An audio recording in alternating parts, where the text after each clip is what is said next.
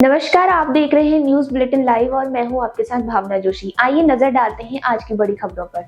चुनाव खत्म होते ही बड़ा झटका, 1000 रुपए बढ़े कॉमर्शियल एलपीजी सिलेंडर के दाम। श्रमिकों को धामी सरकार की बड़ी सौगात, 20 साल बाद बढ़ा न्यूनतम वेतन। 1 अप्रैल से लागू होगी नई दरें। देहरादून और मसूरी में बारिश और ओलावृष्टि से मिली गर्मी से राहत। 8 जिलों के लिए अलर्ट जारी। चारधाम यात्रा में तेजी, जौलीग्रांट से केदारनाथ बद्रीनाथ के लिए हेलीकॉप्टर सेवाएं शुरू, 20 मई तक बुकिंग फुल।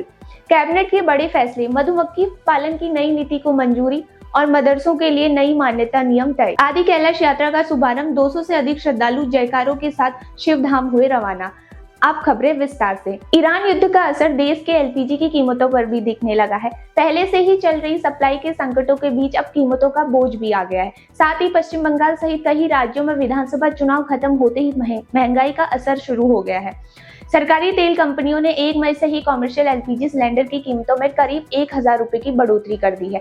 अब दिल्ली, मुंबई सहित देश के तमाम शहरों में कॉमर्शियल एलपीजी की कीमतें 3000 रुपए के भी पार पहुंच गई है। हालांकि घरेलू गैस सिलेंडर की कीमतों में अभी कोई बढ़ोतरी नहीं की गई है। गर्मी से तप रहे उत्तराखंड में मौसम ने अचानक करवट ली है। देहरादून और मसूरी समेत कई इलाकों में झमाझम बारिश और ओलावृष्टि दर्ज की गई। मौसम विभाग ने अगले 48 घंटों के लिए उत्तरकाशी, चमोली, रुद्रप्रयाग और नैनीताल सहित 8 जिलों में भारी बारिश का अलर्ट जारी किया है। किसानों को सतर्क रहने की सलाह दी गई है। गुरुवार को हुई कैबिनेट बैठक में कई बड़े प्रस्तावों पर मुहर लगी। प्रदेश में मधुमक्खी पालन को बढ़ावा देने के लिए नई नीति मंजूर की गई। शिक्षा के क्षेत्र में अब कक्षा 1 से 8 तक के मदरसों को जिला स्तर से और कक्षा 9 से 12 तक के मदरसों को उत्तराखंड बोर्ड से मान्यता लेनी होगी। साथ ही वन आरक्षक की आयु सीमा अब 18 से बढ़कर 25 वर्ष कर दी गई है। श्रद्धालुओं के लिए अच्छी खबर है। जौलीग्रांट से बद्रीनाथ और केदारनाथ के लिए हेलीकॉप्टर सेवाएं विधिवत पूजा अर्चना के बाद शुरू हो गई है। रिस्पांस इतना जबरदस्त है कि 20 मई तक की सभी बुकिंग फुल हो चुकी है।